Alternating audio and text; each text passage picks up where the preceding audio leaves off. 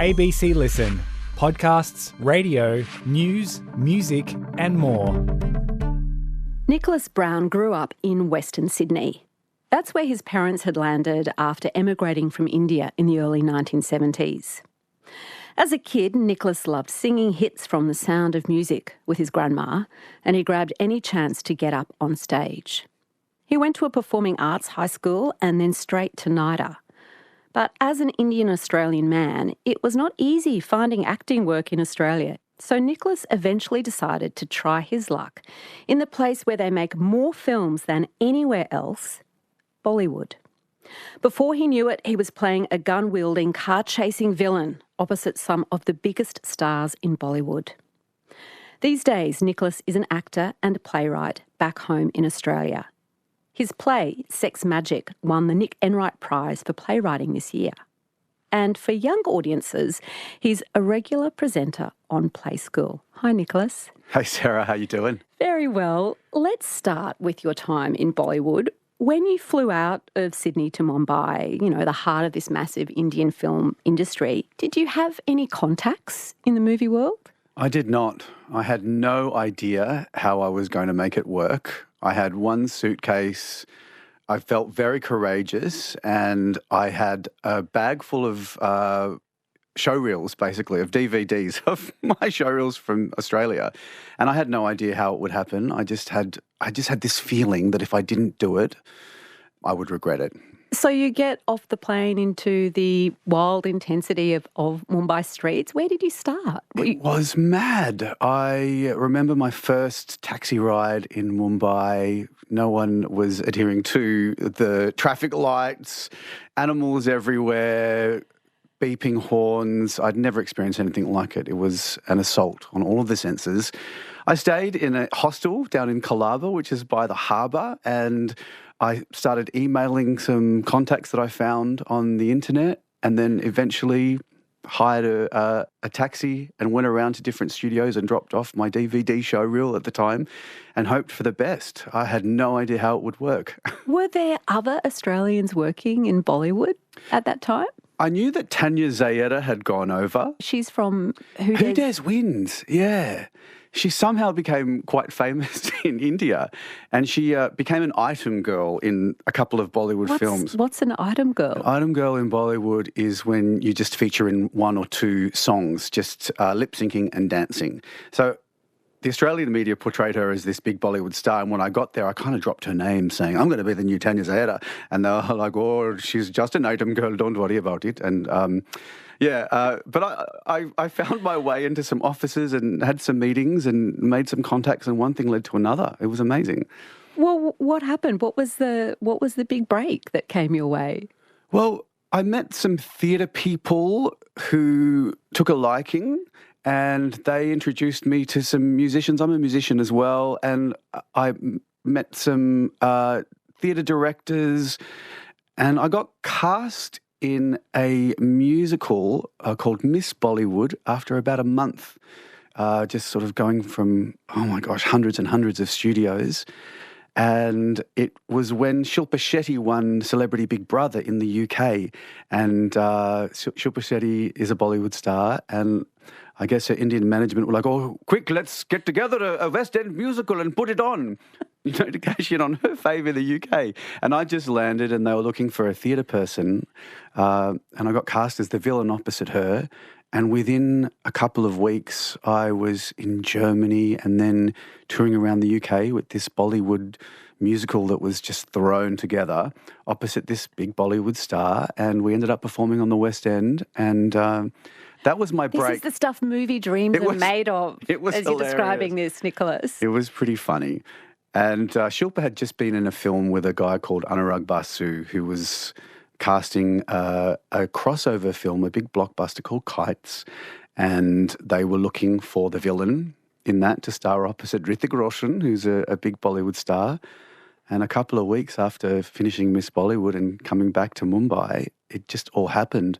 The producer had seen my show reel because I dropped it to his studio and somehow it made it to him. Yeah, and Anurag Basu, the director, called me. I didn't know who he was. I didn't know who anyone was really. And said, yeah, we've watched your reel, come down, come for a meeting. And It all happened within a couple of days. What was your meeting with the producer, Rakesh Roshan, like? I'll never forget it. I walked into his office and I saw Filmfare Awards everywhere. Filmfare Awards are like the Academy Awards in India. And I thought, oh my gosh, okay, this guy is really big. Better put on a big smile and suck my tummy in. And I got into his office. No kidding, he was smoking a cigar. His buttons were quite undone. I could see a bullet wound. A bullet wound? Yeah. You know, he was gangster. Back then, particularly, I think in the early days, a lot of the funding was dodgy money. So I would say the producers were probably a bit dodgy. Shiny hair, smoking the cigar. Sit down. I like your reel. We're looking for this and this and this. This is your destiny. You've got the part. And I could not believe it. And so it was like that. This was your destiny and you were cast in the film Kites. What was this? What's the story? Gosh, the story was all over the place, to be honest. My character was a Las Vegas gangster who was Indian American, so they were looking for an expat. And his fiancée was a Mexican woman. And Hrithik Roshan, who was this down-and-out kind of Vegas hustler kind of guy, falls in love with my fiancée and they run away together, and then my character chases them around America and Mexico trying to get revenge, basically. Of course, that all makes sense. I mean, when I hear Bollywood, I imagine musical numbers. Was that a part of this film as well? There were a few musical numbers, but it wasn't a typical Bollywood film. It was a huge blockbuster film at the time. It was the most expensive film ever made. But they were ever made at the time, the most expensive Bollywood film. Yeah, it was amazing to suddenly land such a great role. But they were trying to cross over into the American market, and the producer was trying to launch his son Hrithik Roshan into Hollywood, and they were trying to cross over into the Latin American world by casting this Mexican actress. And so there were subtitles. It was in English, Hindi and Spanish, and I had to speak Spanish in the film. Is that a language you're familiar with, Spanish? No. Okay. I did a crash course. I still remember some of the lines. Les estoy diciendo que tienes unas piernas muy bonitas que son para morir, baby. It was all this lecherous kind of talk about, hey, sexy legs, all this sort of stuff. That's such a good thing that you can pull out at a bar whenever you need to, Nicholas. I do. Whenever I meet a Spanish person, I'm straight into my Kites villainous Spanish dialogue. What was your first day on set like? The first day on set was in Santa Fe in the desert, and it was a huge helicopter shot of me. It was my character getting out of my car, watching the car plunge to the depths of the precipice, and that was my first shot with this helicopter, and it was this big epic scene. It was amazing. So when you say there was, how expensive it was, the most expensive film in Bollywood at that point, what was all this money going into? Sets like that or car chases or what? Car chases, explosions, helicopters for these aerial shots. Shooting in Las Vegas, I'm guessing, would have been very, very expensive. Did you have a stunt double? Hrithik Roshan had a stunt double. I said I wanted to do my own stunts, which I regret wholeheartedly, because occupational health and safety in India is not the best. I hurt myself quite a few times, and I had to do some pretty wild things. I had to get hit by a car and hoisted up by a crane and thrown to the other side of the studio. And I remember smashing my head into the car window, and luckily it was a sugar glass, so it smashed, but it still hurt. That wasn't supposed to happen. And we just had to keep going. I remember the stunt guy said, "Be a man, you're all right," because I was like, we should practice this. Why did you want to do your own stunts? I was young and wanted to prove myself, and then I quickly learnt, okay, get the stunt guy in. So filming began in the States. Was there any kind of culture clash between Indian ways of making movies and American approach? All of the Americans quit. Because they were shooting the Indian way. You've got to laugh at all of this, which is absolute chaos, no scheduling, money just, being thrown at the producers and everyone was quitting and line producers were quitting. It was absolute chaos. And I'd heard that Bollywood was chaos, but I thought because we were shooting this in America that perhaps, it would be done the American way. And it wasn't. It was done the Indian way. And at first, I think when anyone travels to India, it's frustrating and it can bring you to your knees. But also when you have a sense of humour about it and laugh at everything, you just find so much joy and satisfaction. And that's India. You have to push through the chaos and madness and then you're always rewarded, So filming at one point moved to India, left the States and went to India. Was that a different experience, filming? Yes, they ran out of money and so they couldn't keep filming in the States. So they built a Las Vegas set in Mumbai and they had a lot of money, obviously, in India. And it was amazing. It was this huge, huge set and it was a very famous studio and I felt very honoured to be going there because by that time I'd learnt a lot more about Bollywood and the history and I felt very honoured to be on that set and going to work every day. But I remember just really getting a sense of the caste system, seeing people who were building the set. And obviously in Australia, set builders are your colleagues, whereas in India, I could tell that these people were treated badly and were a lower caste, and it was really quite heartbreaking. And when I would talk to people, art directors, makeup people, a lot of the co-actors that I was working with would say, don't talk to them, you can't be seen talking to them. But I never listened to them. I would make friends with everyone, and I loved that. How long did this huge process take? How long was filming? Yeah, it was supposed to take a couple of months, but it ended up taking about a year on and off, and Bollywood stars are shooting other films at the time, so they disappear and then come back, and it was wild. I would show up on set at 9 a.m, for example, if I was called at 9 a.m, and no one would be there, just me. And then maybe at 11, crew would start showing up and they'd say, traffic was really bad. And then maybe 2 p.m, the star would show up, 3 p.m, the producers, we'd start shooting at about 6 p.m. This is, after a 9 a.m. call. And then just shoot through till 8 a.m, 9 a.m. the next morning until the shot was done. Just no scheduling. And after a while, I would just rock up at 2 p.m. as well, even if I was called at 9. You understood how to read that schedule. So maybe against all odds or maybe beautifully as the way these things happen, a film gets made. What was opening night like? Oh, wow. I felt very proud. The press was quite overwhelming. We were on billboards everywhere. Everywhere in Mumbai, people were talking about the film. By that time, Brett Ratner had decided to do an English version and to cut it and present it to American audiences. So that was happening as well, an English version being presented to America. So it looked like it was going to be this huge, huge thing. The album had gone to number one. It was on. It was in all of the music channels.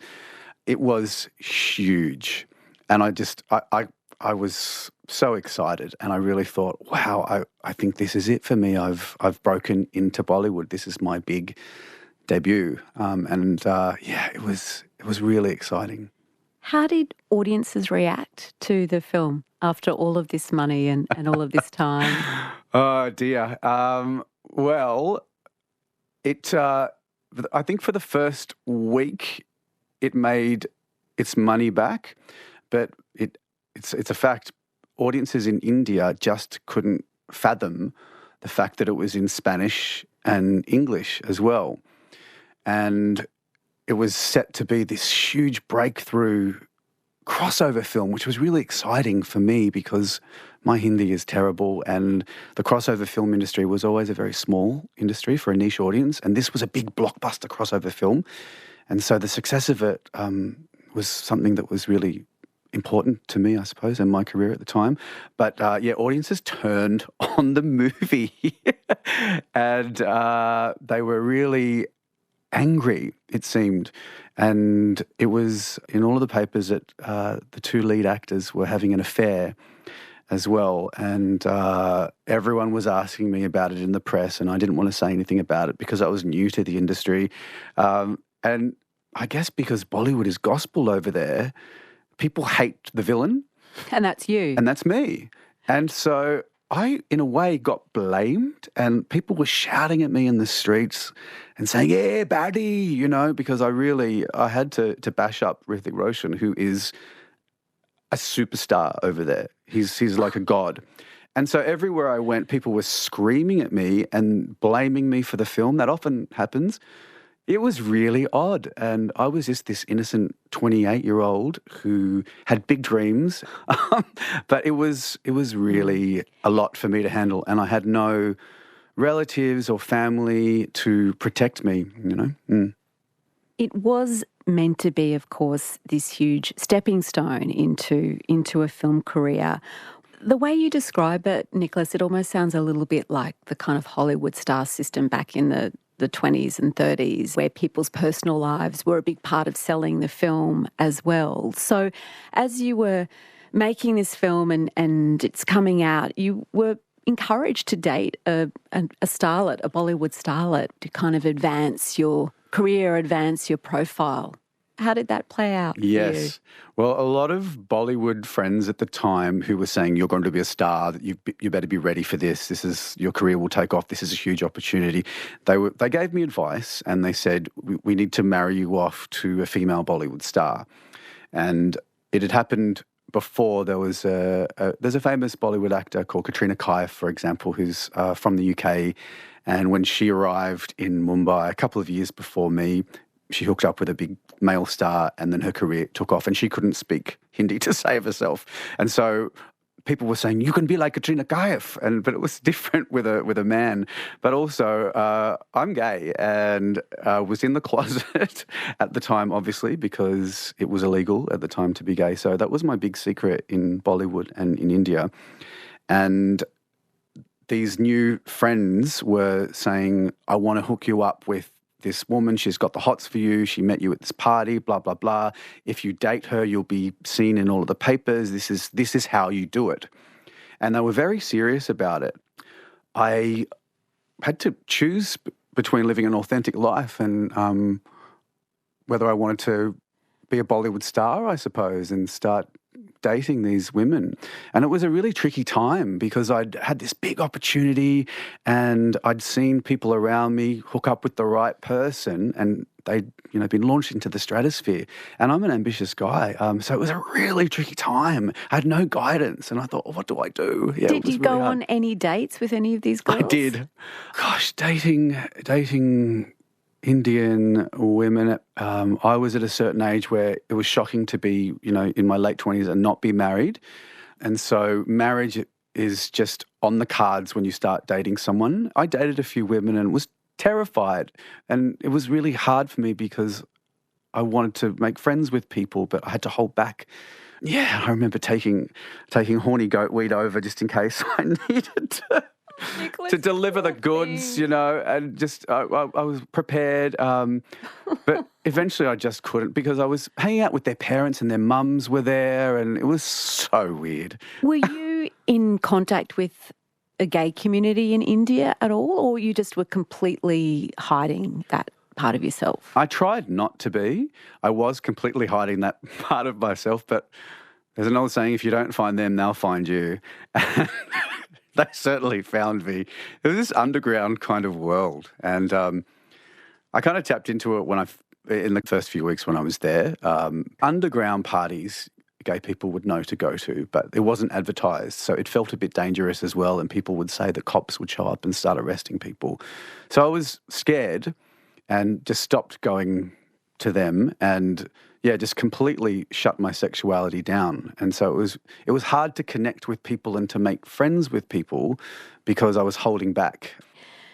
You left India and went to the States for a time to Hollywood. How was that? Did that feel like a better fit? What were opportunities like there? It felt like the right decision at the time because the English version of Kites was in the top 10 and Brett Ratner is a big Hollywood director who directed Bad Boys and all those action films. So I thought, okay, this is my way out. Kites hasn't done so well in India. I'm going to head to the States. And I got signed to a management company there that were talking big things. And they said, we want to pitch you as our leading man and all this stuff. And It was really hard. It was really hard going from being in the eye of the storm in Mumbai to suddenly nothing in LA. And people cared for the first week when Kites was in the top 10, and then no one cared after that. Yeah, and my management really pushed me to be this fit kind of leading man guy. And so I really worked on my body and was prepared and was very fit. And then when I got there, he backtracked and said, no, we need you to be the fat guy, the best friend, the nerd. And at the time, you know, there were brown people on TV in Hollywood, but they were the stereotypical nerdy characters or the fat best friend, you know, the office guy. No brown leading men at the time. And so, again, I was faced with this decision. Do I put on weight? Do I dress down? All of these things. I could never be my authentic self wherever I went, and it was so tricky. And when you're young, you're susceptible to the advice of everyone else. Yeah, I found that really hard as well. It was a tough time, but fortunately, I found this amazing band in LA, and we were gigging around Hollywood, and I was writing music and writing about my experiences. So music kind of saved the day for me in LA, which was wonderful. So where did the decision to come back to Australia land after that time in India and in the States? I went back to India after that and stayed there for a little longer and did some musicals there, which was really cool. But I decided to come back when I was 35. And some very dear friends of mine, Kate Box and Jada Alberts, asked me to be their baby daddy. They were planning a family. And I was still in the closet. And I had the choice to live an authentic life back in Sydney and to create the lives of others, or stay in India and chase this Bollywood dream and pretend to be someone else. And I chose to have babies instead. You talk about feeling in India that you couldn't be your authentic self, and also a version of that in the States. What about in Australia when you were growing up here? Was it a place that felt naturally home? It's where you were born. Did it feel like home? It did. It wasn't until I became an actor and decided to be an actor that's when I started to realise it didn't really feel like home. But before that, I lived in a very protected environment. So, yeah, growing up was quite magical. Whereabouts did you grow up? I grew up in Western Sydney. I grew up in a suburb called Greystanes, which is in between Parramatta and Blacktown. And it was a really lovely childhood, yeah. You've got a sister. What sort of relationship did the two of you have as kids? My sister Tracy. We were very creative together. We used to sing a lot together, make up stories, constantly write our own books and compete with each other, you know, which story is more exciting. We used to play the piano and sing together, and it was lovely to have a big creative sister, yeah. What had brought your mum and dad to Australia originally? Mum and dad migrated in 1971. They met in Sydney. They didn't meet in India. Both families are Anglo-Indian, and both families left India for a better life. I think after India got its independence, the mixed-race Indians were not treated so well. They were neither here nor there, and a lot of Anglo-Indians migrated to the UK or Canada, America and Australia because they felt more white than brown. And so that was the reason why my mum's family and my dad's family migrated. So how did they talk to you about India and that part of their history when you were a kid? My dad never talked about it. My dad changed his accent, and he's very fair. So he pretty much pretended to be white, and he does look quite white. And my mum couldn't quite change her accent, bless her, has this quasi-British Indian accent. But they would tell me that I was white and that I was Australian, which was very confusing because I am brown. Did they mean that culturally, Nicholas, or how did you make sense of it? What did they mean, you're white? It was very confusing. They did talk about India sometimes, but they were ashamed of it and they talked about it like it was a disgusting place. They would say that it was dirty and that they were bullied when they were there. And they would say, we're not Indian, we're British. And Mum still says that to this day, that she's British, even though she was born there, and she's brown too. I inherited that shame from my parents. India felt so foreign to me when I was young, and there were movies like Indiana Jones and the Temple of Doom, for example, where Indians were seen as cannibals, eating monkeys' brains. And Indians don't eat monkeys' brains, they worship monkeys. And so I saw all of these things and thought, oh my God, that's not me. I hate that. That's disgusting. And so I had this shame from my parents, but also from the media. So when you were a kid then, all those glories of Indian food and mythology, religion, language, was that part of your childhood at all? I didn't have any of it. No, the food was a part of it. Mum would make parathas and biryani, which was wonderful. So we grew up with Indian food, which is great. I suppose it would be Anglo-Indian food, which is anglicised Indian food. So we got that, and I'm really, I'm grateful that I at least got that. But there was no Indian culture whatsoever. Mum is Catholic, so we were sent to church, and she's still very Catholic. No talk of Indian mythology or Hinduism. I had to chase that later in life. You're listening to Conversations with Sarah Konoski on ABC Radio.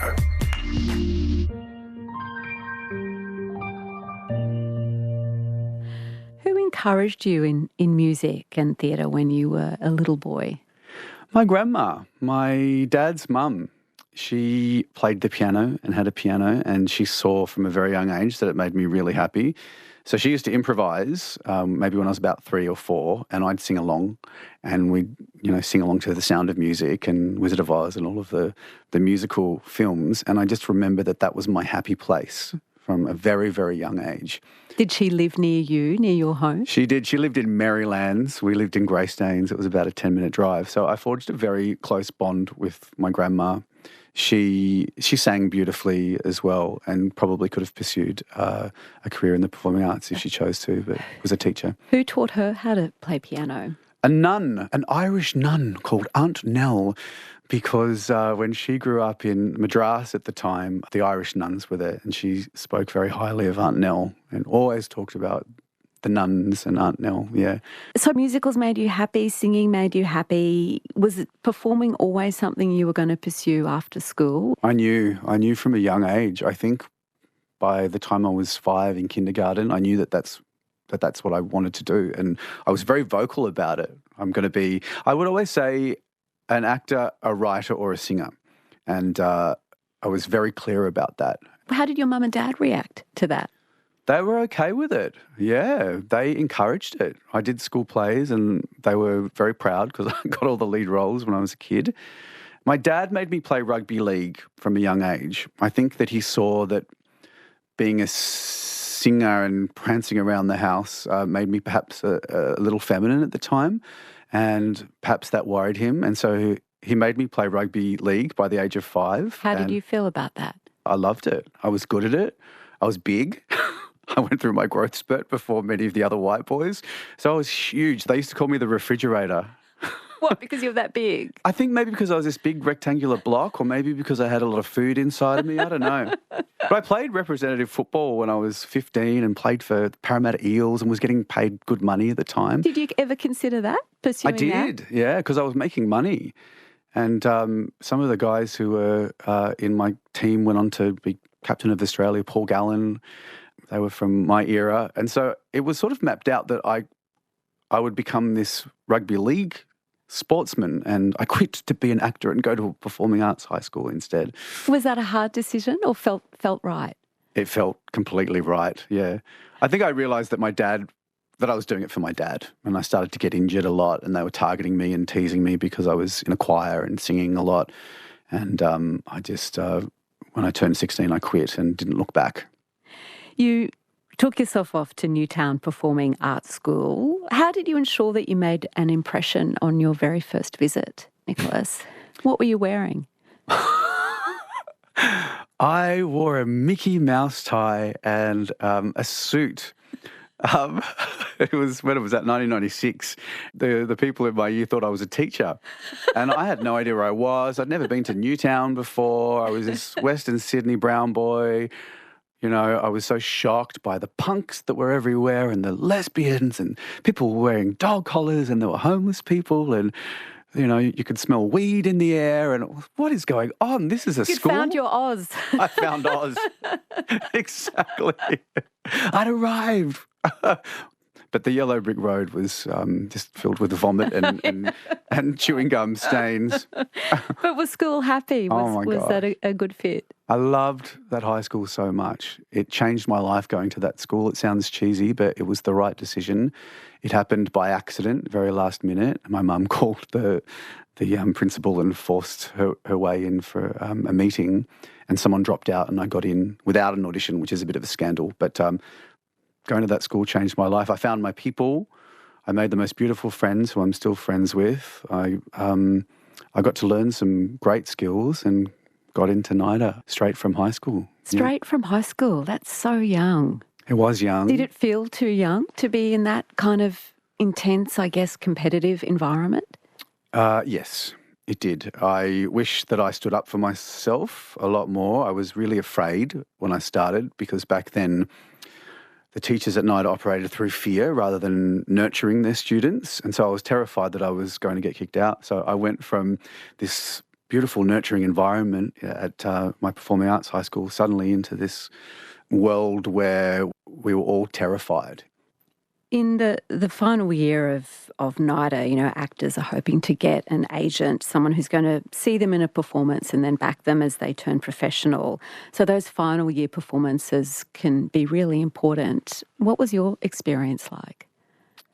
Gosh, it was terrifying. Agents Day, they call it. Really scary. You kind of line up and you do a monologue or a scene and then you got to go out and talk to the agents. I was told that I wouldn't get any work because I was brown and... You were told that directly? Yeah. By staff or by agents? Yeah, by one of the acting teachers said it's going to be really hard for you. And then I thought, well, why didn't you tell me this beforehand? Or, you know, it was very eye-opening that last year because I'd been in very protected environments and felt that I'd learnt enough that I was ready to be in the industry, and it was the bubble had burst. Yeah, and I mean he was right. The acting teacher was right. It was really hard. What was it like once you went to work professionally? What was the reality of looking for work in those years? I didn't get a job for a year, and in that year I was going to auditions for ads and the casting agent would say, what are you doing here? You know, we're casting a family and the mother was white or whatever. And I'd say, oh, I'm sorry. And it was just always very upsetting, degrading and confusing. And I'd talk about it with my agent and she would say, she was very honest and said, I just can't get you in the door. I'm trying, I'm doing my best. That was just the reality. So I was heartbroken, but it did make me stronger. I thought I will just keep going, and I thought perhaps I have to stop waiting for this to happen and perhaps I have to write my own stories and make it happen for myself. This is my naive perspective, I guess, Nicholas, but it sounds like you're talking about the 1950s. I can't believe this is the 90s that this was happening. This was early 2000s, but there were no brown people on television and no brown people on stage.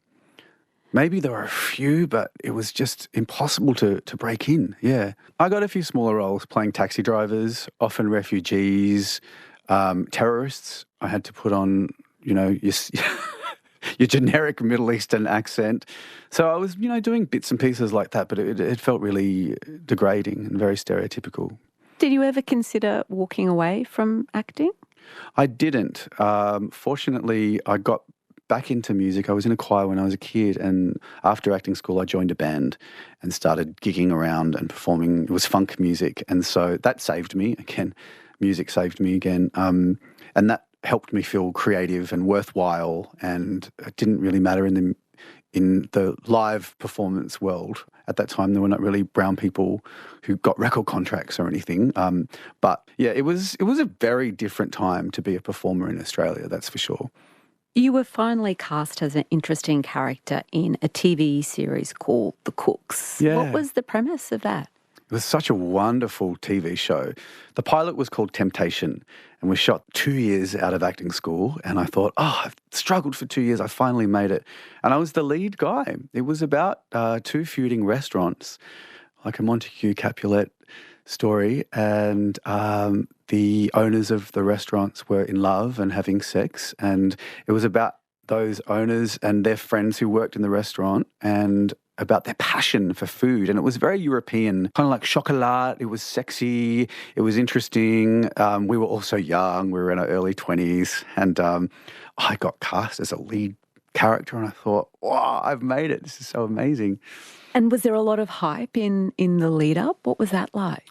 Oh my gosh, it was so exciting. There were billboards everywhere. We walked the red carpet for months before. We were invited to the Australian Idol Grand Final and, walking the red carpet at all those events. So I got a taste of what it was like to be an Aussie celebrity. And it really felt that this was going to be my big break. And I thought, by the time the series went to air, it was 4 years after acting school. And I thought, wow, I've done it. This is my big break after 4 years of struggle. 4 years isn't much when you think about it now, but I thought it was going to be my big break, yeah. What happened a couple of days after the show was aired? It got axed straight away. Channel 10 put it up against The Practice and Sex and the City and I think Denton at the time or something, and the ratings were not big, were not huge, and they didn't give it a chance to find an audience, and they immediately gave it an 11 p.m. time slot after that. And we were in the papers a couple of days afterwards saying the Cook's boils over, and there was an axe that was drawn that was going through our photo, and there was my big break, and the dream was just shattered within days. And we didn't even get a call from the publicist or Channel 10. The producers called a couple of weeks later because I think everyone was in shock because it was supposed to be this huge thing. They were trying to make it like Secret Life of Us, but with sex scenes and in the kitchen. I was broken. I was devastated. Such a brutal industry, Nicholas. I can't believe anybody is an actor, honestly. It's brutal. It was brutal, yeah. After this bruising chapter, you decided to go on your very first trip to India. I did. Why then? Well, I'd played an Indian character, and Sue Smith, the writer of The Cooks, she and I became really good friends, and I'd never been to India. And I started talking about India a lot more with my mum, and she agreed to go on a trip. Had she been back? She had not been back since 1971 and barely talked about India. And, playing that character who was from Bangalore made me want to go. I wanted to know more. I'd been chasing this dream of being an actor, and then I thought, I have to sort out a lot of things. I have to come to terms with my skin colour, which I hadn't, and I obviously had to come to terms with my sexuality as well. That came a little bit later, but I had to get India out of the way first. I had to deal with being a man of colour first, and that trip, it was only for a month, and my ex-girlfriend and I and my mum and stepdad travelled around India for the first time. And what was that like? What stands out to you when you think back to that first trip? Oh, it was wild. The main thing was the beautiful connection I had with my girlfriend at the time. It was so beautiful, and we supported each other through that trip. It was very overwhelming for me and her, being a white woman. But also, I remember my mum, she turned into a little girl again because she hadn't been back since she was a teenager, and I had to look after her. She was wandering off in crowds and disappearing, and her eyes were just wide open, and she was crying a lot of the time because she's a sweet woman and obviously was affected by the poverty a lot. So I remember my mum being a little girl and the beautiful time I had with my ex-girlfriend, yeah. On that first trip, was there a sense of homecoming for you in any way? Absolutely. Yeah, I mean, Mumbai was an assault. It was quite terrifying. It wasn't until I got to Ooty, where my dad was born, and Calcutta, where my mum was born. That was when I really felt at home. And there was a train that goes up into the hill station in Ooty. It's the most beautiful place. There are tea plantations there that are quite well known. And I'll never forget this small Indian train going up the hill and seeing the beautiful countryside and just feeling this overwhelming sense of deja vu that I'd, walked these grounds before, been on this earth before here and at this place. And it was such a beautiful homecoming, and I've had that strong connection with India since. Your family, your parents, as you spoke about it, had conflicting feelings, I guess, about the country of their birth. When you got home and talked to your dad about having made this pilgrimage back to where he was from, how did he react to that? How did he respond? I mean, he started talking about it a lot more, but it didn't make him want to go back or feel particularly proud. The same with my mum as well. When she got back, she said, look, that was wonderful, but I'm not from there. I'm Australian. And I would always say, but we're Indian Australian. But they just disassociated when they migrated here, and they're still not interested, and that's okay. But that caused a lot of conflict between my parents and I, particularly my dad, because I wanted him to go on that journey with me, because I was starting to feel so proud of my blood and my heritage, and things were making sense for the first time. And I was seeing Indian theatre, ancient Indian theatre, and really feeling, I'm understanding who I am now, and learning about Hinduism. And I really wanted my family to go on that journey with me, but they were not interested. And so I would fight with them because I was trying to force them to go on that journey, and you can't force people to do something that they're not ready to do or that they don't want to. And so I went on the journey on my own. You mentioned earlier that good friends of yours, a lesbian couple, made a request, asked you something after you'd been in India and were working in Bollywood. Tell me about that moment where they asked you to help them make a family. Yeah, well, the month before I was at a full moon gathering, a meditation, and usually when I would go into these meditations, you make wishes, or puja, it's called in Hindi, and I would always ask for I would ask for career advancement. And I came out of this meditation and had asked for a child, and that was a first for me. I'd never done that before. Or I felt that a child had contacted me out there in the ether, or I contacted a child, and it was a very strong feeling. And then a couple of days later, my very dear friends sat me down, cooked me a dinner, and they were acting very strange, and they asked me if I would start a family with them. And I said yes straight away. I knew that it was right. How quickly did it all happen after you said yes? It was a couple of years. They planned it really well, and I went back to India for a year or two. I was in between. I was going back and forth at the time. And it was a couple of years, but we planned it really, really well. And it all worked out. It was very easy. We didn't do IVF. We did the whole turkey basting, and it cost us nothing. And it was awkward. The process that we had to go through, and hilarious because we were all laughing and giggling, but it was beautiful. It was meant to be. What role do you have in that family? How have you guys worked it out for you and the kids? Yeah, I'm a large part of their lives. They call me Dad. I suppose I'm chief babysitter, and love that. I do school pickups and drop-offs, and we're a loving family, and I'm a huge part of their lives, and I wouldn't want it any other way. And they know my family, and call my mum and dad Nana and Pa, Poppy, and it's really beautiful. What do you enjoy most about being a dad? That sense of play. I love teaching them Hindi and talking to them about India. They're being brought up as First Nations kids, which is so special and beautiful.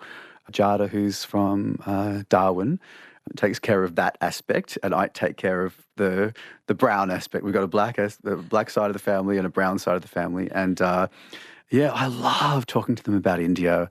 I talk to them about Bollywood, and I teach them little bits of Hindi that I can remember, and it's really, that's a beautiful part. I'm trying to instill this joy and pride in them that I didn't have. And I mean, they have black and brown Barbie dolls and toys, and the shows and cartoons they watch have mixed race families and queer families, so it's very different to what I had when I was growing up. And they can watch you on Playschool, because in 2017 you became proxy dad / uncle / babysitter to thousands of Australian kids. Tell me about Playschool. What's it like to have that part of your performing life now? It's such a cool job. I was so over the moon when I got that job. I auditioned 4 times, so I got it on my 4th go. At different stages in your career. Wow. I auditioned when I was 21, and I think I was just too young. I auditioned again when I was doing the Bollywood thing and came back for a couple of weeks, and I dressed in this ridiculous outfit with these villainous boots from India and clearly was not Playschool material. I did an online audition in 2014, and it wasn't until I was a dad that I got the job. I think I had that dad energy, or knew how to communicate with children authentically or something. But it was perfect for me at the time. We had Noni Hazelhurst on recently, and she talked about when she was making Playschool, it used to all be filmed in one take. What's a filming day like now? Not so much in one take, but sometimes 3 takes. We do segments, so it's a half-hour show, and sometimes a segment will be 10 minutes, and within those 10 minutes, the camera will follow you to another part of the set. So you have to get it right. It's actually a very stressful job because you're often singing and dancing or doing arts and craft or puppeteering, putting on voices, and then you have to move over to the next section and the camera will follow you. And you're thinking, I've just got to get these words right. And then, you get to 9 minutes and you get excited because you've got to that point where I made it, and then you mess up a line. Often we mess up and you just keep going. The producers almost like it when you mess up because it shows kids that not everyone's perfect, Less money and fewer car crashes than Bollywood, I imagine. Worlds apart from my Bollywood career. But it's such a wonderful job. I'm very proud to be a Playschool presenter. And how do your kids react to seeing you on TV? They're so used to it because their mums are both actors as well. My little ones still get excited, but my big girl, who's 8 now, she's like, rolls her eyes. I'm like, Daddy, this is a repeat. I've seen this one. Do we have to watch it again? Fresh puppet game, Dad. I've had enough of this. Exactly. But it's kind of amazing, isn't it, that as you're describing the early years of your career where you could only get these really marginal roles, to be part of this absolutely iconic program that a generation will carry Nicholas Brown in their heads and hearts out of Playschool. Oh, that's a lovely thought. Yeah, I'm very proud. I particularly feel proud when parents write to me and say, my brown kid watches you on TV and says that you look like his dad. And I feel very emotional about that because I never got that. And it makes me realise I'm doing the right job and I don't have to scream and shout about it, because for so many years I was and still am an activist, an anti-racism activist. But by doing this job, I don't need to scream and shout about it. I'm subliminally just doing that by being a part of these lives. You're also involved in work which is most definitely for adults. What can you tell me about your play Sex Magic, which won at Big Award this year? My play was on a Griffin Theatre last year as part of Sydney World Pride. I'd been writing it for many years. It was a film that I started writing when I was living in India. And it's set in Kerala in India and in Sydney, and it's quite a wild, anarchic, tantric journey. But I wanted to create this magical story that was about the joy of queer magic and love. And it's quite electrifying. And Griffin Theatre were brave enough to take it on board. And I was so stoked that it won the New South Wales Literary Award. You know, Nicholas, you've talked about having to come to terms or make sense for yourself of these different identities that you're kind of slotted into in the world, being brown, being queer, being an actor. How do they fit together for you now? What comes forth when you think, this is who I am? I don't separate them anymore. I used to. The different worlds permeate each other, and I guess I want to correct our difficult past. You know, we come from a place of adversity, and so I want to create these stories that bring joy now. And so by creating stories that are filled with love and joy. That is how I'm, I guess, healing myself and contributing to the world and wanting to, heal these spaces. Do you think the little Nicholas playing Sound of Music songs alongside his grandma in her suburban house would have been pretty happy with the life that you've made for yourself? I think so. Yeah, my grandma, she lived to 101, and for many years she would say, "How's your girlfriend?" And I'm like, "Oh, Grandma, I don't have one anymore." And then eventually she would say to me, "Do you have a special friend, Nicholas? It's nice to have this special friend." And so that was her way, and she'd give me a wink. That was her way of saying, "I understand you, I know your heart." And I think she would be. It's been really, really lovely to meet you, Nicholas. Thank you so much for being my guest on Conversations. My absolute pleasure, Sarah. This is Conversations with Sarah Kanowski. Hear more conversations anytime on the ABC Listen app. Nicholas Brown was my guest on Conversations today, and this Conversations was produced by Alice Moldovan and recorded on the lands of the Turrbal and Yagara people. I'm Sarah Kanowski. Thanks for listening.